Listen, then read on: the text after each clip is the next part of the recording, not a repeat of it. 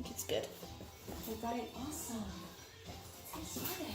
So, will you please introduce yourself and your profession and in which you do? Okay, so my name is Rochelle Weiser, and I'm a licensed clinical social worker. Okay. So the first question, Allison. How did you choose this job in the first place? What kind of drew you to it? It was by accident. Really? So my family comes from a manufacturing company, and so I was always going in either business. Originally, when I was younger, I thought about being a nurse, and that was because my mom wanted to be a nurse, and so I wanted to kind of do what she wanted. And I had gone to nursing school, and it wasn't a good match for me. And actually, how I fell into it is I was at Cal State Fullerton, and I was taking a class, and it was in human services to accomplish one of my requirements for my degree. And in this class, I watched a movie on Bernie Siegel, and I sat in my class and I got all hot, and I thought, oh my God, this is what I want to do. And so I changed my major that day, didn't tell my family, changed my major, and changed it to human services at Cal State Fullerton. Okay. Next question would be, do you really enjoy helping people? Was that one of the reasons why you also chose this job, in order to help people with their problems? Yeah, it was just a natural progression. When I was younger, I was always drawn to helping other people and helping them with their problems, or when they were sad, to kind of make them feel better. And I always liked taking the feelings of me and helping somebody else instead of dealing with my own feelings. So what were like the different cases you help people cope with or like go through?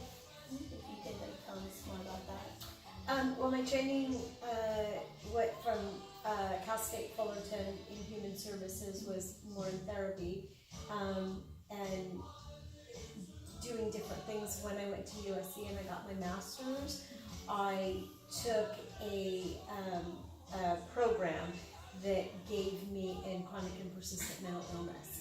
And so my graduate degree was in chronic and persistent mental illness.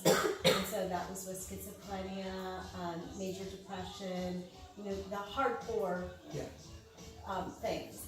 And so after I graduated, I was employed by LA County Mental Health. And so I saw chronic and persistent mental illness, and I worked out on the streets with drug addiction in LA County. And I also went into people's homes, and when somebody needed to be 5150. So put on, they were suicidal or homicidal, and so I went out with a team, and I worked with police officers with guns behind my back and went into people's homes and helped them so that they would get hospitalization and all that. That's really interesting, because you're really putting yourself out there for the people, and I think that's really good, because you're basically sacrificing your own time and pretty much everything for the job and to help people, and I think that's really good. And I think that's also one of the reasons why we would like also to pursue this type of career, because well, personally I feel that helping people is one of the things that I really enjoy, and putting myself out there for them and for them to feel better. I think that's something that I want to do with my life. Okay. The one thing that I will say to all three of you is the one thing that you're going to have to really manage is your time, because it's a job that eats all of us up, and there's lots of books that have been written on burnout for anybody that is in the helping field, and the caseloads just keep coming in. Yeah. And so it kind of becomes an addiction that you want to help, but if we're not taking care of ourselves and balancing that, it takes us down just with us, just like our patients or clients that we're working with, and we get sick ourselves. So we physically get disturbance or psychologically, and neither one of them is better. So it's really balancing having a life that you enjoy opposed to just giving. It feels really good when somebody tells me that I contributed to their life and they are where they are because of the therapy that we've gone through and done and the skills that I've given them. But unless I'm taking care of myself, I'm really not any good for them. And so that's going to be something that I highly recommend that you guys, hopefully the school that you go to, they recommend that you go through therapy yourself so you see what it's like to sit in a client or patient's seat and continue that process throughout your life, because it's a coaching thing and you need both sides. And so it's good to have a life coach yourself, whether you want to call that a therapist or a life coach. One of the questions that I personally have, adding on to what you just stated, like has like one specific case or more affect you like personally, like it was probably maybe because you related, or it just you felt like, I don't know, it was connected to you in some way. Have you ever had any type of cases like that that affected you personally? Yeah. If you're really honest with yourself, they all affect you, and they all make you. That's where the balancing your life, because otherwise you'll stay in bed and you won't go to sleep. Okay, so some of them are really hardcore. When I worked for LA County Mental Health, when something would happen on the news, usually it was related to one of my clients or somebody that they knew that came into my office. So when the mass murders that happened in Las Vegas last year, year and a half ago, I can't tell you how many of my patients that I saw in my private practice were there or knew somebody. It ripple effects. Things that are in the news, it affects you. When somebody becomes suicidal and they're crying and you're talking them through walking off the ledge, it affects you. You know, the things that happen, it definitely does, and that's where you really have to take care of yourself and have your own social life and figure out a way, because otherwise, you know, we see on TV police officers and firefighters, and they're drinking. And that's where we're going to go if we don't take care of ourselves, because it does. So each and every one of them, the ones that they finish therapy and they move on, we feel good about that. The ones that drop out because it got too hard or it got too scary, the drug addicts that come in and out and they can't stay sober, there's only so much that you can do. You can only offer them skills. You can't make them take the skills. So yes, they all affect us. I know personally I go to therapy sometimes because I have obsessive thinking, so I think about things over and over and over again, and I know that can be difficult to deal with. So my question to you is, what are the more challenging cases you face? The borderline personality disorder. We don't see narcissistic personality disorder in therapy. They don't usually come in because they're fine. It's everybody else around them. It's not fine. I apologize for not looking at you. But there's here, so I can remember you're here. I'm not ignoring you. I should actually be changing seats with you. Let's change seats. Okay. No, I don't feel okay. Brought my back too. So some of the personality disorders are difficult. But you learn skills to deal with them. Clients who are severely depressed, lots of times that's really hard because their depression is so immobilizing that it's hard to get them up. And it's hard you give them skills and they're just, their bodies and their minds have just atrophied. You know, it's just difficult for them. And so those are the ones that sometimes are the hardest.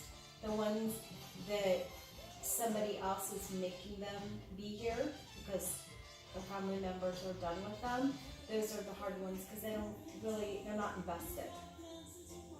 So Going back to your time management, what are some ways you manage your time to make sure that you stay mentally healthy and like physically healthy? that's part of it. It's a lot easier said than done. I'm in my 50s and I'm still working on that one. There's lots of books that have been written on it.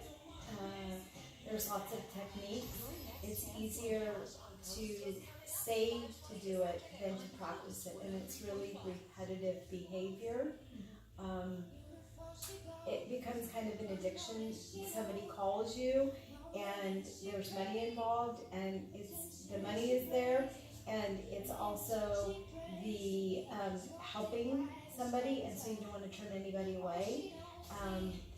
I had somebody that called me this afternoon, and I see 8 people today. Some days I see 10 people. And it does get difficult, and you have to say, I can't fit you on my schedule, instead of taking somebody on your lunch. And remembering when you're tired, when you have your family, that it's time to go out and do things with them, and you take your hat off as a therapist. If your friends need a therapist, it's not you, it's a professional. You're not a therapist to your family and to your friends. So sometimes it's just taking that hat off and going and doing something fun. That's some of the reason that my family, I'm the one who recommended it. It was my idea to move here, but to be in front of the park, so that I can have some more fun and get the frisbee out, and get the basketball out, and remember that there's fun things to do besides crisis all the time. Because the phone never stops ringing. One last question. What colleges do you go to get your different degrees on, and would you recommend those colleges for us to take, like for a therapist career or psychology career? Absolutely. I went to Cal State Fullerton, and I did not go there to be a therapist. My track was something else, and as I told you, and I tell everybody that the majority of the skills that I learned was not from USC, not bad mouthing USC. It was a great school, and any resume I send out, I always get called on because I've got the initials of USC. But undergrad, Cal State Fullerton, hands down. I didn't go to other schools, but hands down, Cal State Fullerton, and I graduated a long time ago. But it's a fabulous school, and if you want to go in, go for it. Cal State Fullerton. The last question will be, do you ever bring in any personal stories of your own into cases when you talk to people? 100% of the time. 100% of the time. It depends on the schooling that you go to and the theoretical perspective that you come from. Freud says that you're a blank slate and you say nothing. I am very eclectic, and so each person gets where they are from. Okay, so I don't do the same therapy for each person. And I share my story of where I was, what's happened to me, why I do what I do, and it builds credibility. At least for me, I wouldn't want to be in somebody's office that looks like they have it all together. I'm in jeans and a shirt, and so I don't try and be professional. I just be who I am. Okay, and I get good results that way, but everybody has to do what's best for them. So you have to do the kind of therapy that makes you feel comfortable. Anybody can ask me any question, and I'm going to tell you this. So, I come, I'm a recovered drug addict. I tell people right off the bat I'm a recovered drug addict. It's the truth. If I'm dealing with somebody that has family members that are dealing with drugs and alcohol, they're going to ask me questions, and it's going to help them. There's no secrets. I wouldn't want to be with somebody who's got secrets. you know, is somebody that's a fake person.